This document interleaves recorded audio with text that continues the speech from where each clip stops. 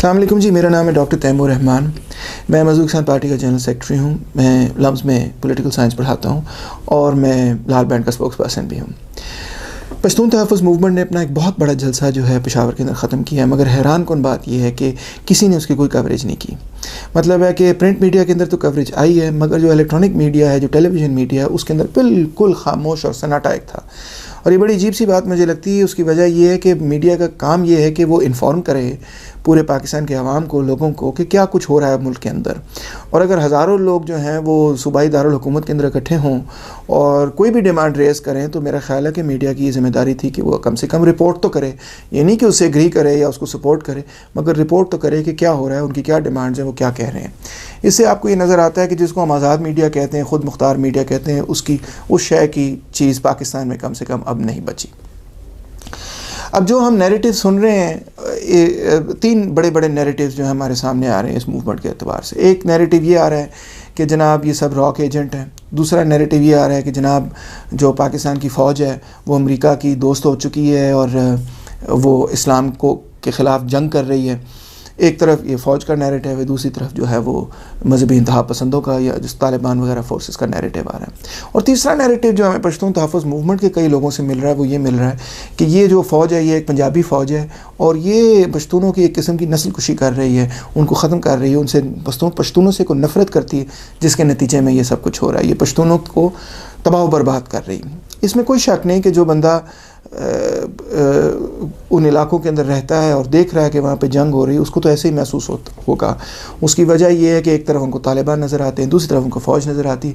और ये भी सब जानते हैं कि जिन लोगों को वो तालिबान कहते हैं, उनको ट्रेन जो है वो पाकिस्तान की फ़ौज नहीं किया था, या पाकिस्तान की हुकूमत ने, पाकिस्तान की रियासत ने उनको ट्रेन किया था कि वो अफ़गानिस्तान में जाएंगे और जिहाद करेंगे और ये सब कुछ।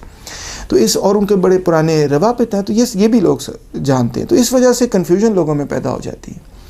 अब मेरा उस इलाके से ताल्लुक़ तो नहीं, मगर जब फ़ौजें आपस में लड़ रही हो ना, दो मुख्तलिफ़ फ़ौजें लड़ रही हों, तो जो सिपाही उसके अंदर लड़ रहा होता है ना, उसको सिर्फ अपने इर्द गिर्द की चीज़ नज़र आती है। और जो हेलीकॉप्टर के ऊपर जनरल होता है ना, उसको पूरी फ़ौज का नक्शा नज़र आ रहा होता है, दोनों फ़ौजों का नक्शा नज़र आ रहा होता है, क्या कर रहे हैं, क्या नहीं हो रहा। हिस्टोरियंस जो होते हैं ना, वो भी इसी किस्म का एक नक्शा जो है खींचने में कामयाब होते हैं। वो ऐसा नक्शा बनाने में कामयाब हो सकते हैं कि जो कि फ़ौरी तौर पे जो लोग कॉन्फ्लिक्ट के अंदर हैं उनको वो चीज़ें नज़र नहीं आ रही होती, क्योंकि उनको सिर्फ अपनी इर्द गिर्द की चीज़ें नज़र आ रही होती। तो पिछले 10 सालों से वहाँ पे जंग चल रही है, आपको पता है। और 10 सालों में इसमें कोई शक नहीं कि फ़ौज ने बहुत सारे दहशतगर्दों को भी पकड़ा है, बहुत सारे दहशतगर्दों ने फ़ौजियों को भी मारा है। और इसमें भी कोई शक नहीं होना चाहिए कि बहुत सारे बेगुनाह लोग जो हैं वो दोनों तरफ से मारे गए हैं। मतलब है कि या तो तालिबान ने बेगुनाह लोगों को मारा है, वो तो आपके सामने ही है कि किस तरह से वो लोग ज़िबा वगैरह करते थे, वो चौक के अंदर जो है वो उनको लटका देते थे, उनकी लाशें वगैरह। और फ़ौज जो तालिबान को मारने की कोशिश कर रही है, उसमें भी बहुत सारे बेतहाशा हो सकता है बेगुनाह लोग जो हैं मारे गए। हमें इसका कोई नंबर ही नहीं है हमारे पास, इसकी कोई हमारे पास स्टेटिस्टिक ही नहीं है, हमें पता भी नहीं है कि क्या तादाद है, क्या तादाद नहीं है। बहरहाल हमें ये ज़रूर पता है कि किसी भी जंग में बेगुनाह लोग जो हैं वो मारे ज़रूर जाते हैं। और हमें ये भी मालूम है कि बहुत सारे लोग ऐसे हैं कि जो कि लापता हैं, ना उनकी कभी लाश नहीं मिली, उनका कोई पता नहीं कि वो किधर हैं किधर नहीं, और उनके साथ क्या हो रहा है क्या नहीं हो रहा। तो इसके रिएक्शन में बहुत सारे लोग जो हैं वो उभरे हैं, बाहर निकले हैं, सड़कों पर आए हैं, पेशावर में आए हैं, इंसाफ चाह रहे हैं, अपने जानना चाह रहे हैं कि हमारा बेटा था किधर गया, हमारा बाप था, हमारा भाई था, वो किधर है, हमें पता तो चले। तो उनके इमोशंस बिल्कुल अंडरस्टैंडेबल हैं और उनको ऐसे ही महसूस होता होगा कि जैसे एक तरफ फ़ौज है जिसने कि इन लोगों को तैयार किया और उन्हीं लोगों के ख़िलाफ़ लड़ रही है, तो ये सब कुछ क्या हो रहा है, कन्फ्यूजन का समा है। और दूसरी बात ये कि ठीक है, तालिबान के लोग भी मरे होंगे, फ़ौज के लोग भी मरे होंगे, हर जंग में लोग तो मरते ही हैं, मगर हर जंग में ये भी देखने की हकीकत है कि सबसे ज़्यादा भारी जो कीमत है उसकी वो आम लोगों को ही हमेशा उठानी पड़ती है। जब दो कुव्वतों के दरमियान जो लोग रह रहे होते हैं उस इलाके के अंदर, उनको सबसे भारी कीमत उठानी पड़ती है। वो दोनों तरफ की गोलाबारी का निशाना बन जाते हैं या कोलैटरल डैमेज बन जाते हैं। तो इस तरह बेतहाशा लोग हैं खैबर पख्तूनख्वा में, फाटा में। और मेरा ख़्याल है कि पाकिस्तान की आवाम को इन लोगों के लिए कुछ दिल में दुख रखना चाहिए और इनकी बात कम से कम सुननी तो चाहिए। तो मैं आज बात ये करना चाहता हूँ कि बहरहाल ये जो नैरेटिव्स वगैरह हमारे सामने आ रहे हैं, इसमें एक बहुत अहम हिस्सा जो है ना मिसिंग है, और वो हिस्सा ये है कि ये सब कुछ हुआ क्यों। ये सब कुछ इसलिए हुआ मेरे दोस्तों कि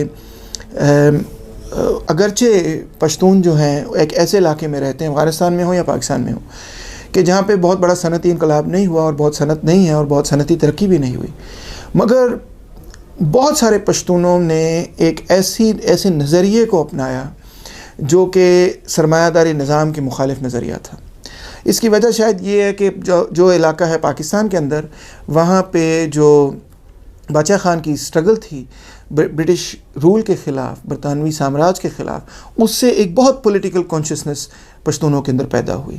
और दूसरी तरफ बॉर्डर में भी ऐसे ही कुछ प्रोसेसेस थे कि जिसके नतीजे में कई तब्दीलियां आई कि जिसके किंग अमानुल्लाह वगैरह की, और उसके बाद कई तब्दीलियां आई कि जिसके नतीजे में पश्तूनों में, ताजिक्स में, उज़्बेक्स में बहुत पॉलिटिकल कॉन्शियसनेस आई। और अफ़गानिस्तान में ये हुआ कि बाएँ बाजू की एक सियासी पार्टी वहाँ पर कायम हुई जिसका नाम था people's democratic party of Afghanistan. और देखते देखते 1978 में, अप्रैल 1978 में उन्होंने इक़्तिदार हासिल कर लिया। इसको कहा जाता है सऊर रेवोल्यूशन, अप्रैल रेवोल्यूशन।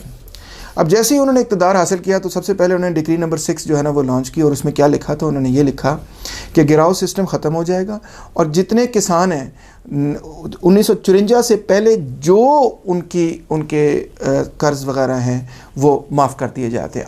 आइंदा कोई भी किसान जो है 1974 से पहले की कोई भी डेट जो है उसको रीपे नहीं करेगा।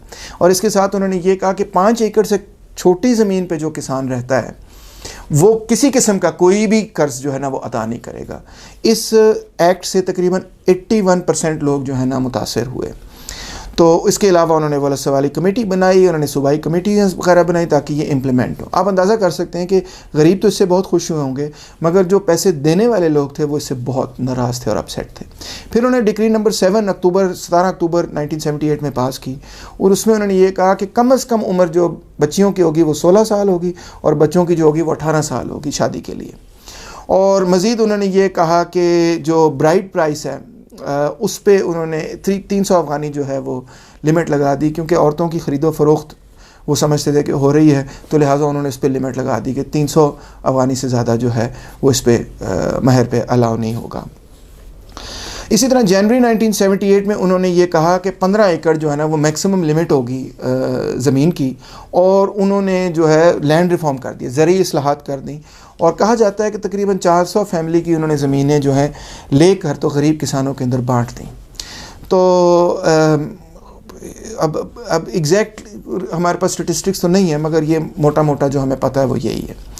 फिर उन्होंने डिक्री नंबर 8 पास की, और उन्होंने कहा कि मेराब सिस्टम जो था, जिसमें जो पानी का जो सिस्टम था वो जो वडेरा इलाके का होता था उसी के कंट्रोल में होता था, उन्होंने इसको ख़त्म कर दिया। और उन्होंने किसानों की कमेटियां बनाई कि किसान जो हैं वो ख़ुद जो है वाटर मैनेजमेंट करेंगे।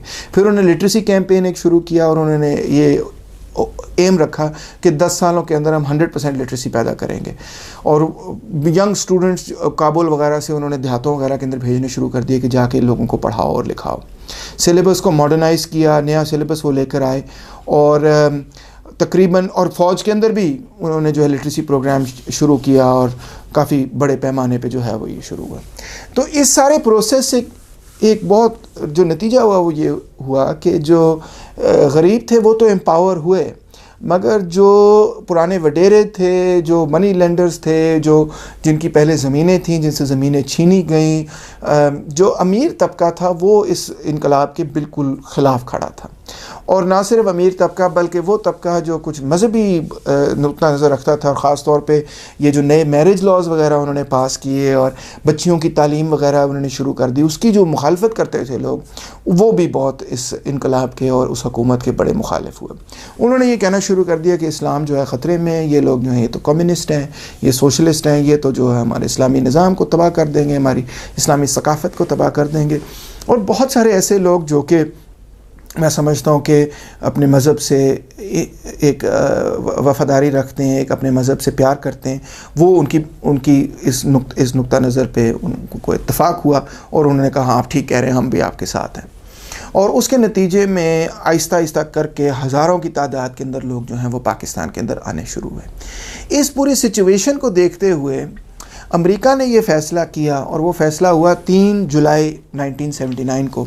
और उस वक्त जिमी कार्टर जो थे वो प्रेसिडेंट थे और ज़िबिग्नेव ब्रेजेंस्की जो थे वो उनके एडवाइज़र वगैरह थे। उन्होंने एक ऑपरेशन लॉन्च किया जिसका नाम था ऑपरेशन साइक्लोन। ये ऑपरेशन साइक्लोन शुरू तो बहुत छोटा सा हुआ, मगर आहिस्ता आहिस्ता बढ़ के ये CIA का सबसे बड़ा ऑपरेशन बन गया, जिसमें उन्होंने ये कहा कि हम जो है इस तरह करेंगे कि ये जो अफ़गानिस्तान के अंदर बाएं बाजू की हुकूमत आई है, सोशलिस्ट हुकूमत आई है, इसको हमने गिराना है।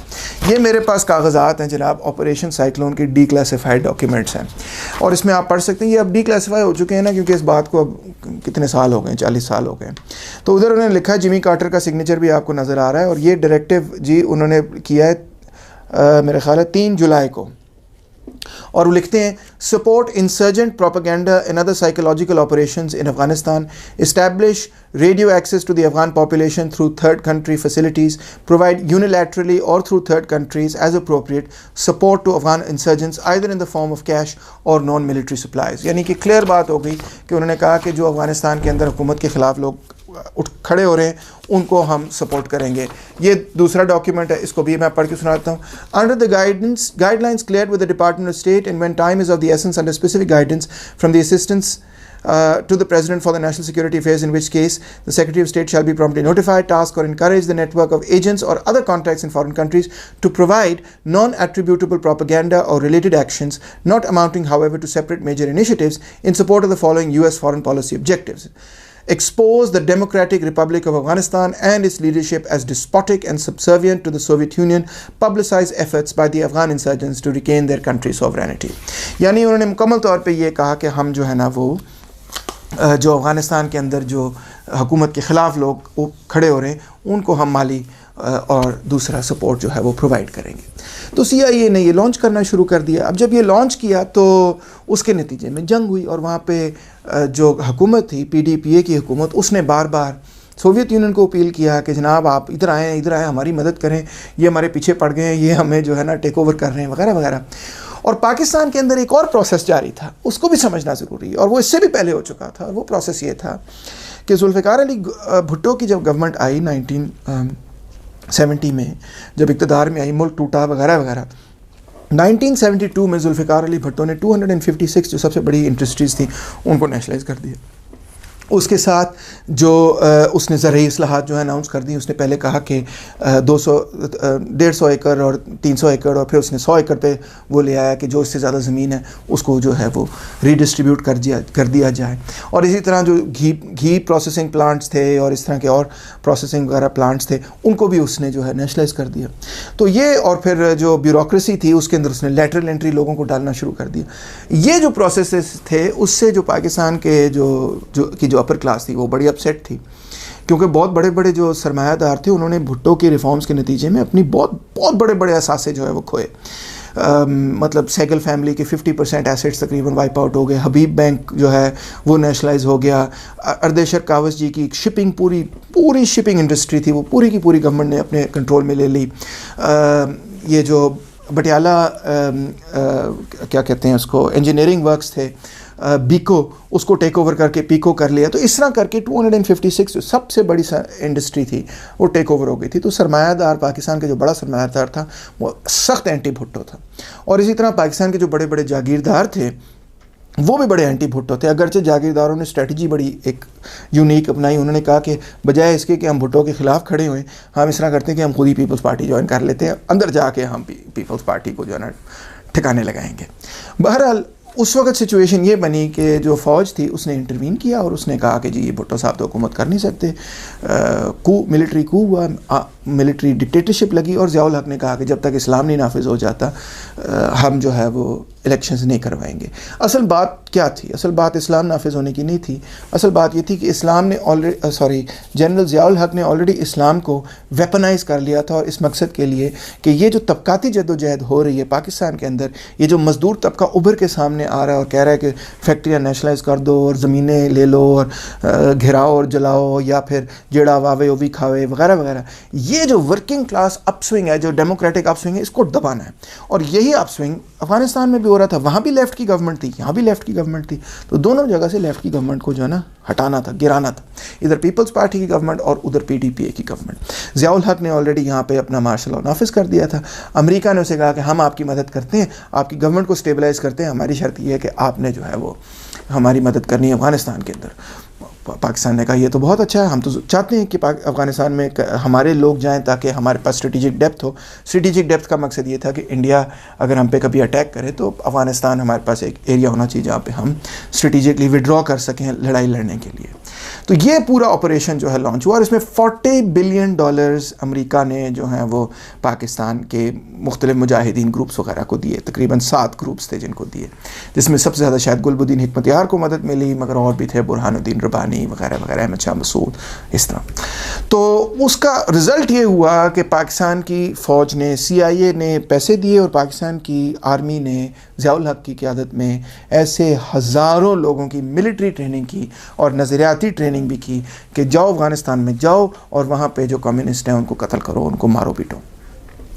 PDPA की गवर्नमेंट ने बहुत दफ़ा अपील किया। फाइनली आपने ये पढ़ लिया कि ये जुलाई में ऑर्डर हुए थे, जुलाई में ये ऑर्डर हुए थे और PDPA की गवर्नमेंट बार बार कह रही थी कि जी हम अंडर अटैक हैं, CIA वाले अपने एजेंट भेज रहे हैं, हमारी मदद करें। फाइनली दिसंबर में जाके तो सोवियत यूनियन ने कहा ठीक है, हम आपको अपने मुस्लिम ट्रूप्स भेजते हैं, वो आपकी मदद करेंगे। जो ताजिकिस्तान, उज़्बेकिस्तान वगैरह से मुस्लिम ट्रूप्स हैं वो हम आपको भेज रहे हैं कि वो आपकी मदद करेंगे। एक दफ़ा वो ट्रूप्स अंदर आ गए, लो जी, फिर तो जो क्या कहना चाहिए, जो थिएटर ऑफ वॉर है वो एक्सपेंड हो गया और फिर अमेरिका ने उनको भरपूर इमदाद देनी शुरू कर दी। अब पहले तो ये नॉन मिलिट्री एड थी, अब रेगन की गवर्नमेंट आ गई थी, रेगन की गवर्नमेंट ने उनको मिलिट्री एड देनी शुरू कर दी। वेपन्स हर किस्म के, स्टिंगर मिसाइल, ये वो, रॉकेट लॉन्चर, फलाना ढमकाना, उनको पूरा एरिया के अंदर वेपन्स की एक जिसको कहना चाहिए ना, एक सैलाब आ गया वेपन्स का, सारा अमेरिकन फंडेड था। हाँ, और इसमें और भी हुकूमतें शामिल थी, ब्रिटिश गवर्नमेंट भी शामिल थी और फ्रेंच गवर्नमेंट भी शामिल थी और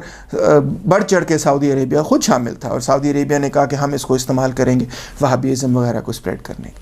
लो जी, उससे एक पूरा नेटवर्क पाकिस्तान के अंदर कायम हुआ। 1979 में कहा जाता है कि तकरीबन 7000 मदरसे थे और 1990 में जब हम जाते हैं तो 22,000 मदरसे थे। इसमें 1.5 मिलियन बच्चे जो हैं वो पढ़ रहे हैं। तो आपने देखा कि उनका नेटवर्क एकदम से एक्सपेंड किया, वहाँ पे हथियार हुए और ये सारा एक, जिसको कोई और लफ्ज़ अगर मैं नहीं दे सकता तो ये लफ्ज़ आप इस्तेमाल कर लें कि एक जिहादी नेटवर्क पूरा जो है ना वो कायम हो गया।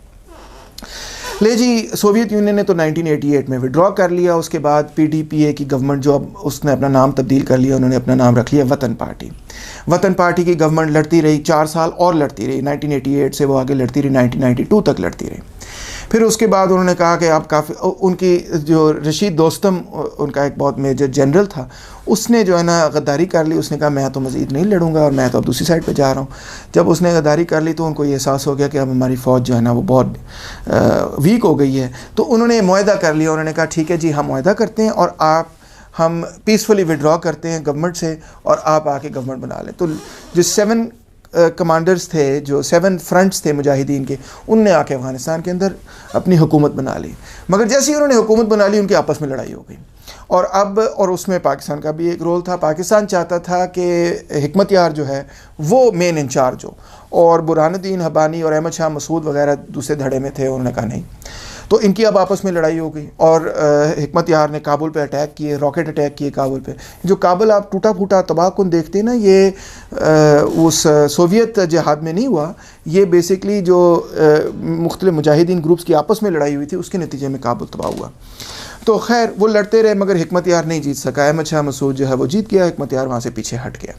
जब वहाँ से वो पीछे हट गया तो फिर पाकिस्तान की आर्मी ने एक नई कुव्वत, एक नया मिलिशिया तैयार किया और उसका नाम था तालिबान।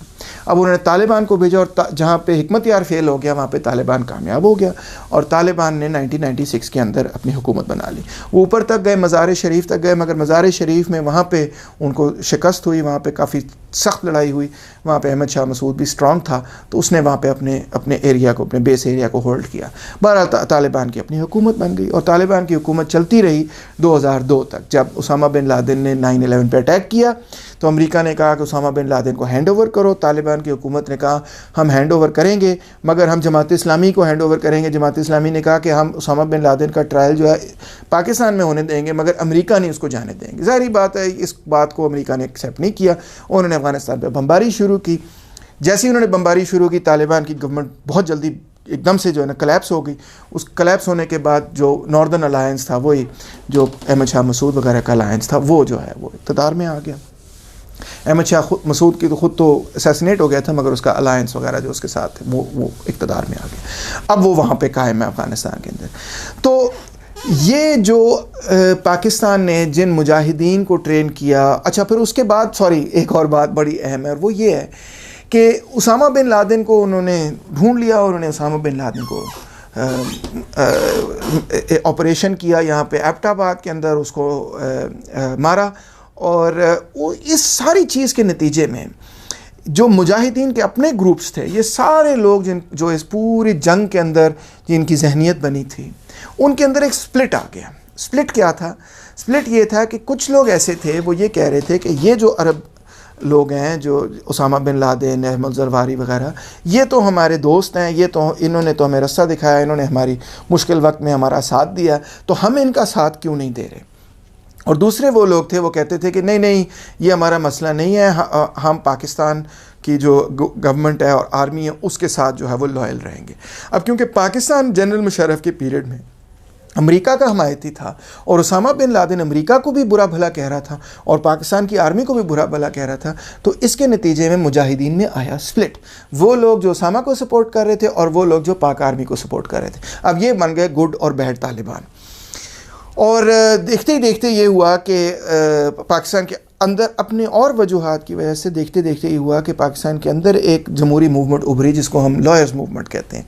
उन्होंने ये कहा कि हम मिलिट्री डिक्टेटरशिप नहीं चाहते। उस केओस के अंदर, मूवमेंट्स केओटिक तो होती हैं, उस केओस के अंदर लाल मस्जिद वाला भी वाक़या हुआ। और लाल मस्जिद के लोग क्या कोशिश कर रहे थे, वो कह रहे थे कि केओस है, जनरल मुशर्रफ हमारा दुश्मन है, हम जो है इस्लामाबाद पर कब्ज़ा कर लेते हैं। तो वहाँ पे मिलिट्री ने उस पर ऑपरेशन किया। जब ऑपरेशन हुआ तो उसके रिस्पॉन्स में 2007 में, याद रखें कि बैतुल्लाह महसूद ने ये अनाउंसमेंट की कि अब हम एक नई तंजीम बना रहे हैं जिसका नाम है तहरीक तालिबान पाकिस्तान, और उसका मकसद ये होगा कि वो जो है पाकिस्तान आर्मी के ख़िलाफ़ लड़ेगी। अभी तक 2007 तक कोई ऐसी फ़ोर्स तालिबान के नाम से नहीं थी पाकिस्तान के अंदर जो कि पाकिस्तान आर्मी के ख़िलाफ़ लड़ रही हो। और उसके बाद एक सीरीज़ ऑफ अटैक्स जो हैं 2007 के बाद एक series of attacks Baitullah Mehsud वगैरह ने और फिर उसके साथियों ने जो है पाकिस्तान की ना सिर्फ फ़ौज पे बल्कि उनके सॉफ्ट टारगेट्स पे, स्कूलों, कॉलेजों, यूनिवर्सिटियों वगैरह पे, बाज़ारों वगैरह में, मिलिट्री बेसिस पे भी, और इवन सिविलियन एरियाज़ में जिस तरह के एयरपोर्ट्स पे, नेवी पोर्ट पे, इस तरह की जगहों पे उन्होंने अटैक्स वगैरह, जहाज़ों पे उन्होंने अटैक्स वगैरह की, जहाज़ को गोलियाँ मार देते वगैरह। और उसके नतीजे में फिर ये लंबी जंग हुई जिसमें जैसे मैंने कहा कि बहुत सारे, और ये भी अजीब सी बात है क्योंकि ये फ्लूइड सिचुएशन थी। फ्लूइड सिचुएशन इस सेंस में थी कि जिन लोगों को ट्रेन किया था मुजाहिदीन बनने के लिए, वो कभी तो बैतुल्लाह महसूद और टीटीपी की बात एक्सेप्ट कर लेते थे कि हाँ आप ठीक कह रहे हैं और ये पाकिस्तान आर्मी जो है हमारी दुश्मन है और इसके ख़िलाफ़ लड़ना चाहिए, और कभी वो फिर इधर आ जाते थे, वैसिलेट करते थे कि नहीं नहीं, हमारा ख्याल है कि आप ही ठीक हैं, आपने ही हमें पहले जो है वो सपोर्ट किया। और आर्मी भी ये कोशिश कर रही थी कि मैक्सिमम लोग जो है ना वो उधर टीटीपी को छोड़ के हमारे पास आ जाएं और हमारे स्ट्रेटेजिक एसेट्स हैं और ये खामोशी से बैठ जाएं। तो ये जो आगे पीछे हो रहा था सारा सिलसिला, कभी नेगोशिएशन, कभी लोगों का उधर जाना, कभी वापस आना, इससे लोगों के जहन में ये इंप्रेशन पड़ा कि ये तो सारे मिले हुए हैं क्योंकि ये तो आपस में एक दूसरे से हर वक्त नज़र आता है, मिले होते हैं, बातचीत कर रहे होते हैं। वो क्या था सिलसिला, वो बेसिकली एक डिप्लोमेसी की गेम भी चल रही थी, साथ साथ एक नज़रियाती गेम भी चल रही थी कि वो लोग जो हैं टीटीपी से टूट के जो है ना फ़ौज के पास के असासे दोबारा बन जाए और खामोश होकर बैठ जाएं, बस वही करें जो फ़ौज उनको कहे, कश्मीर में जाके लड़ें या कहीं और चचनिया वगैरह जाके लड़ें, मगर यहाँ पाकिस्तान में कोई गंद ना करें, कोई दहशतगर्दी ना करें। तो ये जो बैक एंड फोर्थ हो रहा था, इसकी वजह से लोगों को अक्सर ये इंप्रेशन मिलता है कि यार ये तो सारे एक ही हैं। एक नहीं, असल में मैंने आपको जैसे समझाया कि वो स्प्लिट जो था वो यही था कि हमने कि मुजाहिदीन के बहुत सारे के अंदर बहुत सारे लोग ये कह रहे थे कि अब पाकिस्तान की जो आर्मी है और पाकिस्तान की सोसाइटी है वो भी हमारी दुश्मन है। तो उन्होंने ही फिर मलाला को भी कत्ल किया, क्योंकि मलाला उनके ख़िलाफ़ लिख रही थी स्वात में। उन्होंने ही फिर APS के बच्चों को भी कत्ल किया। उन्होंने ये इस्लामिया यूनिवर्सिटी पे अटैक किया। उन्होंने ये एतजाज़ के स्कूल पे अटैक किया, जो कि एतजाज़ ने बड़ी बहादुरी से रोका। उन्होंने मून मार्केट पे अटैक किया। उन्होंने ये जो यहाँ लाहौर के अंदर शालीमार गार्डन्स है वहाँ पे ईस्टर पे अटैक किया, चर्चेस पे अटैक किया उन्होंने। तो ये सारा जो पिछले हमने 10 सालों के अंदर खून खराबा देखा है वो इसी का नतीजा है। तो अर्ज़ ये है कि समझने की बात ये है, मेरा ख़्याल है कि ये कोई जो पश्तूनों के साथ हो रहा है और जो पश्तून सह रहे हैं, बाकी पाकिस्तानी कम दर्जे से सह रहे हैं, उनको भी वहाँ और इलाकों में भी बहुत मसाइल और प्रॉब्लम्स वगैरह हैं, मगर जो उन इलाकों में, फाटा के इलाकों में और पश्तूनों के तमाम इलाकों में, अफ़गानिस्तान और पाकिस्तान के इलाकों में जो कुछ हुआ है पिछले 10 सालों से नहीं, या पिछले 30 सालों से, बल्कि 40 सालों से, 1978 से बेसिकली चल रहा है, वो ये चल रहा है कि पहले तो ये इलाका जो है 2 कोल्ड वॉर सुपर पावर्स, एक तरफ सोशलिस्ट सोवियत यूनियन, दूसरी तरफ अमेरिका का एक थिएटर बन गया, जहाँ पे प्रॉक्सी वॉर जो है जारी थी उन कुव्वतों के दरमियान, जो कि एक तरफ बाएं बाजू की कुव्वतें थीं और उन कुव्वतों के दरमियान दूसरी तरफ जो कि दाएं बाजू की कुव्वतें थीं। तो एक तो ये जंग तकरीबन 1 डेकेड तो यही जंग चलती रही, जिसको हम कहते हैं। और उसके बाद जब दाएं बाजू की कामयाबी हो गई और बाएं बाजू जो है हट गया, तो दाएं बाजू के आपस के क्लैशेस शुरू हो गए और वो जंग चलती रही बड़ा अरसा। और फिर उसके बाद मज़ीद ये हुआ कि जब उसामा बिन लादेन ने अमेरिका पे अटैक कर दिया, तो एक और स्प्लिट पैदा हो गया उन लोगों के दरमियान जो कहते थे कि पाकिस्तान भी हमारा दुश्मन है और पाकिस्तान की फ़ौज भी हमारी दुश्मन है, और क्योंकि अमेरिका हमारा दुश्मन है। तो वहाँ पे एक और नया डायनामिक शुरू हो गया और वो मज़ीद 2007 से लेकर 2018 तक तकरीबन 10 साल मज़ीद और जंग चल गई। तो ये सारा फॉल आउट है राइट और लेफ़्ट की जो लड़ाई हुई, जिसमें बाएं बाजू और दाएं बाजू, सोशलिस्ट कुव्वतों और दाएं बाजू की कुव्वतों के दरमियान जो लड़ाई हुई, ये उसका सारा फॉल आउट है। और इस पीरियड में हमें जो सबक सीखना चाहिए वो ये सीखना चाहिए कि बाएं बाजू से जो गलतियां हुई सो हुई, और मैं नहीं कहता कि उनसे गलतियां नहीं हुई, मगर हमने देखा ये कि दाएं बाजू की जहाँ पे हुकूमत बन भी गई 1992 के बाद, तो बाएं बाजू नहीं था अफ़गानिस्तान के अंदर। और पाकिस्तान के अंदर भी आप जानते हैं कि जो ज़ियाउल हक़ की पूरी आमरीत के बाद जो बायां बाजू था, पीपल्स पार्टी अपने पुराने बाएं बाजू के सोच जो है वो तो तोड़ दी गई थी उसकी। और उसमें जो नए, उसमें जैसे मैंने कहा कि जागीरदार जो हैं वो खुद ही पीपल्स पार्टी के अंदर आ गए थे, और अब पीपल्स पार्टी वो पीपल्स पार्टी रही नहीं जो जुल्फ़िकार अली भुट्टो की पार्टी थी। अब वो नहीं चाहते कि हम ज़रा इस्लाहात करें या हम नेशनलाइजेशन कर दें या हम जो है वो जागीरदारों से ज़मीनें छीन लें। सबसे बड़े बड़े जागीरदार तो खुद पीपल्स पार्टी के अंदर है, बड़े बड़े सरमायादार खुद पीपल्स पार्टी के अंदर। किसी वक्त एक ऐसा भी वक्त था कि ऐसे इस तरह से नहीं था, बिल्कुल इसके उलट हुआ करता था, मगर अब वो सिचुएशन चेंज हो गई। तो अब जब के बायां बाजू अफ़गानिस्तान में भी डिफ़ीट हो गया और पाकिस्तान में भी डिफ़ीट हो गया और दाएं बाजू की मुकम्मल हाकमियत, नज़रियाती हाकमियत दोनों मुल्कों पे कायम हो गई, तो देखने में ये हमें मिला कि दायां बाजू जो है वो इस खित्ते में अमन कायम नहीं कर सका, बल्कि उलट ये हुआ कि उनकी सेक्टेरियन वॉर शुरू हो गई, शिया सुन्नी लड़ाई शुरू हो गई, या बैतुल्लाह महसूद ने पाकिस्तान पे अटैक कर दिया, या फिर हिकमत यार ने जो है बुरहानुद्दीन रब्बानी और अहमद शाह मसूद से लड़ाई शुरू कर दी, या फिर तालिबान ने नॉर्दर्न अलायंस का लड़ाई शुरू कर दी। मतलब दाएं बाजू के पास क्योंकि कोई प्रोग्राम नहीं है समाजी और कोई यूनिटी नहीं है, उनको सिर्फ एक चीज़ यूनाइट करती थी, और वो यूनाइट ये करती थी कि बाएं बाजू को जो है मिटा दिया जाए, सोशलिस्टों को ख़त्म कर दिया जाए। अब जब सोशलिस्ट बचे ही नहीं तो वो आपस में जो है बुरी तरह से एक दूसरे के साथ क्लैश हो रहे हैं, और उसका जो खमियाजा है, उसका जो नुकसान है, वो आम लोगों को अदा करना पड़ रहा है। तो ये असल वजह है कि पश्तूनों के साथ जो हो रहा है वो क्यों हो रहा है? इसके पीछे वजह यही है कि क्योंकि पश्तूनों में एक एडवांस पॉलिटिकल कॉन्शियसनेस थी और वहाँ पे बहुत बड़ी बड़ी बाएं बाजू की तहरीकें मौजूद थीं, और बल्कि इस तादाद में इस कुव्वत के साथ मौजूद थी कि वो उन्होंने इक़्तिदार भी हासिल किया अफ़गानिस्तान के अंदर। लिहाजा वो इलाका एक थिएटर ऑफ वॉर बना, और जिसके नतीजे में जो मासूम लोग हैं और हमारे मज़दूर और किसान हैं, उनकी ज़िंदगियां जो है तबाह बर्बाद हुई। तो उम्मीद है कि आपको इस लेक्चर से कम तारीख़ का जो असल असबाक है उनके बारे में पता चला होगा। These are the realities of history.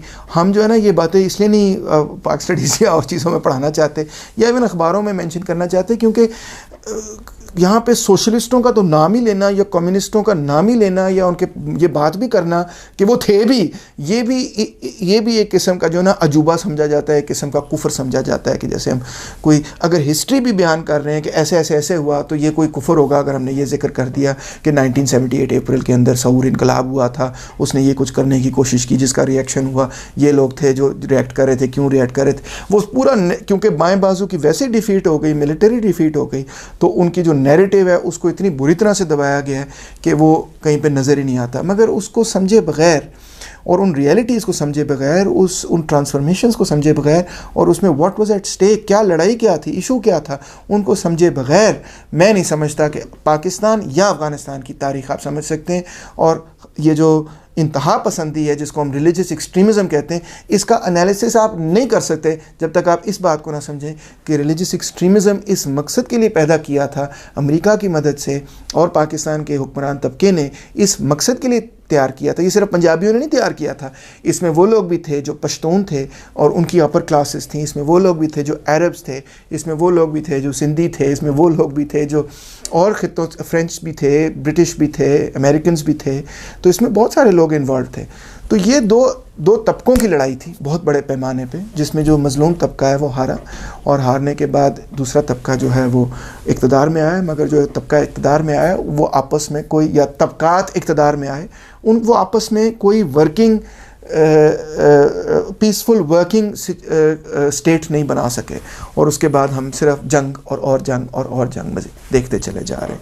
तो मैं समझता हूँ कि पश्तूनों के साथ जो हुआ उसकी हिस्टोरिकल और ट्रू एक्सप्लेनेशन ये है। Thank you very much.